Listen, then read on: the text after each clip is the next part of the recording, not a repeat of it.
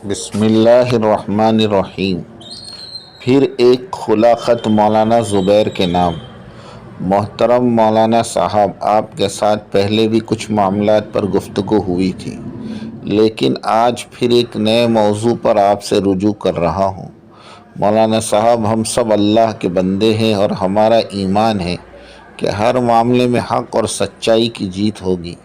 میں جانتا ہوں کہ آپ کو ہماری باتیں کبھی کبھی پسند نہیں آتی ہوگی، لیکن یہ سب کچھ امت کی بھلائی کے لیے ہے۔ ہم آپ سے اختلاف کے باوجود آپ کی عزت کرتے ہیں اور چاہتے ہیں کہ ہم سب مل کر امت کو صحیح راہ پر لے جائیں۔ مولانا صاحب، ہمارے درمیان جو اختلافات ہیں ان کو دور کرنے کے لیے ہم سب کو اللہ سے رجوع کرنا چاہیے۔ ہم سب کے دلوں میں اگر ایمان ہے تو اللہ ہمارے درمیان محبت اور بھائی چارے کو قائم کرے گا۔ ہم سب مسلمان ہیں اور ایک امت کا حصہ ہے۔ مولانا صاحب، آپ کو معلوم ہے کہ امت مسلمہ اس وقت کئی مسائل سے دوچار ہے۔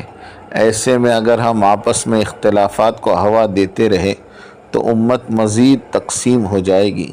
اس لیے ہم آپ سے درخواست کرتے ہیں کہ ہم سب آپس میں مل بیٹھ کر اپنے مسائل کو حل کریں اور امت کی بھلائی کے لیے کام کریں۔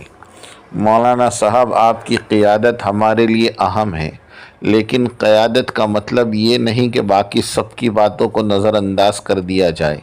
امت کی بہتری کے لیے ہمیں سب کو ساتھ لے کر چلنا ہوگا۔